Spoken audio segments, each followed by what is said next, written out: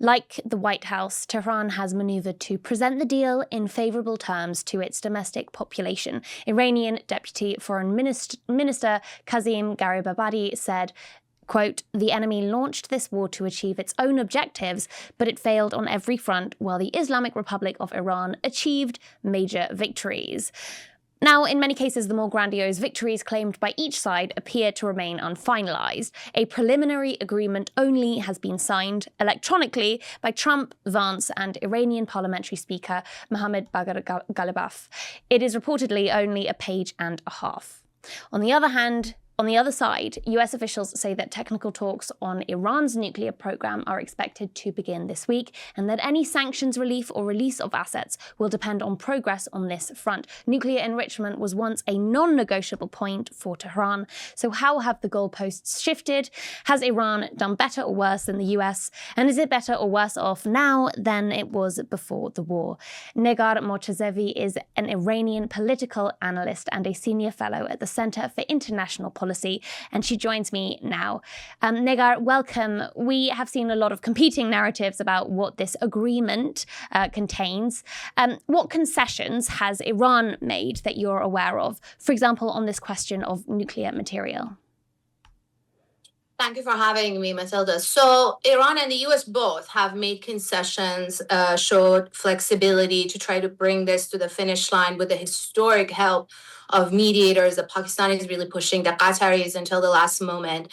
And it seems like Iran has tried to be flexible on the nuclear program. The details of that final deal will be clear once the negotiations start, which is going to be after the signing of this MOU. The 60 days period after is what Iran has agreed to talk about the nuclear program, enrichment, has committed to not weaponize the program, essentially not build nuclear weapons, which is something President Trump kept saying, and also to deal with the highly enriched uranium, the stockpile President Trump calls nuclear dust.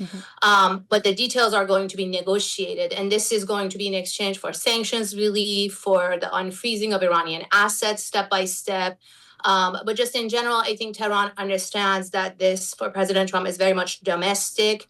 And they have signaled publicly and privately that they're willing to deliver a deal that is better than the deal made by President Obama or the JCPOA. Now we have to wait and see if that actually happens. And it has taken an extraordinary amount of work to get to this point, to get both sides to agree to a framework of trust. What we've sort of heard throughout the course of this show is that the big question mark then remains over Lebanon, and Israel has expressed no intention to withdraw. Iran has previously demonstrated a willingness to take direct retaliatory action on behalf of Lebanon, and Trump so far hasn't done much more to restrain Netanyahu than swear at him on the telephone. I suppose then, in the situation that Israel does not withdraw and that, as we're being told, Lebanon is a non-negotiable part of this deal, do you see Iran resuming military action in defense of Lebanon? Well, Iran drew a red line during a ceasefire, even before agreeing to this memorandum. They drew a red line on attacks on Beirut, and they did respond to Israel for the first time. It was unprecedented when Israel attacked an ally. This was the attack on Beirut last week, and Iran responded by attacking Israel. And then after that, President Trump put some pressure on Israel to try to close that chapter. And then Israel went again for attacks very clearly aimed at sabotaging this deal and torpedoing it, which is something that has been a pattern for Benjamin Netanyahu. Right before or right after signing deals, ceasefires, he goes in with more attacks. We know that Iran is not willing to drop Lebanon, and this is something that's very much in the agreement, that Lebanon will be included in that final peace deal and the end of the war on all fronts, including Lebanon. President Trump has said it in a public statement that this includes Lebanon, but the details are not still very clear. In fact, I think are still being, pushed from both sides. What does that exactly mean as far as including Lebanon, ending the fighting right now, meaning stop shooting, sort of a ceasefire? How long is the pulling out of Lebanon going to take? That seems to be, a discussion as far as a process.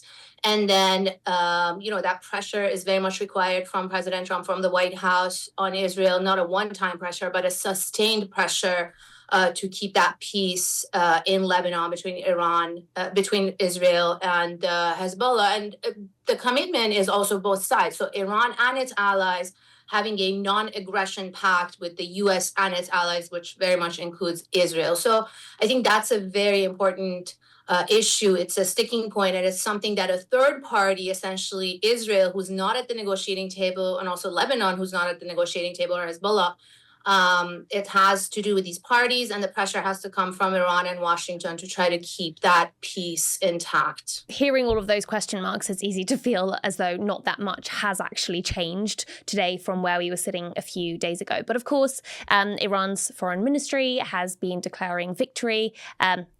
For its part, so has the White House. But looking at Iran, how has news of the deal been received among the Iranian people? There's, I think, a sense of relief and essentially a hope to return to normalcy, I would say, by the majority of the population. Of course, we don't have scientific polls, but there's also a hardline faction that is opposed to this deal. We've seen them oppose it in the media, in hardline media, little protests outside the foreign ministry, even hardline members of parliament. But these are not the people at that top decision-making table. So the decision to make this deal, to agree to it, and then to go and sign it is coming from the top. And I would say the majority of the Iranian people are just going to be relieved that this war, which has been very devastating, the bombing, the killing, the destruction of civilian infrastructure, the war started by an attack on a school full of children, hospitals, universities, lots of civilian infrastructure has been attacked. And so people just can't wait to return to normalcy. Also here where I am in Doha, across the region, I think civilians are just waiting for this war to end. Now, you mentioned that opposition within the sort of hardline wing of the administration. There's also been opposition expressed by Reza Pahlavi in an interview with The Times that just came out yesterday. And he said, I quote, "Any deal with this Iranian regime will fail and is morally wrong." He is, of course, not speaking from the region. What is your response to that interview?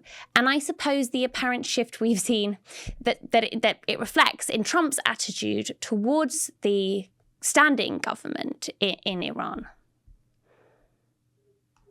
Yes, I mean, just a parallel to that sort of hardline radical group that's opposed to the deal and essentially ending the war. There's also a more radical group on the opposite side that has been opposed to the entirety of the system, to the status quo, to the point of even supporting the war, thinking that this would bring change. Of course, it didn't.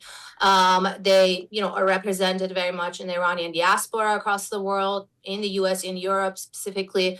And also there is a base of that support inside the country. I think it's small, and it has been shrinking once the war started and people actually saw the execution of these freedom bombs bringing quote unquote help to the Iranian people, which absolutely wasn't true.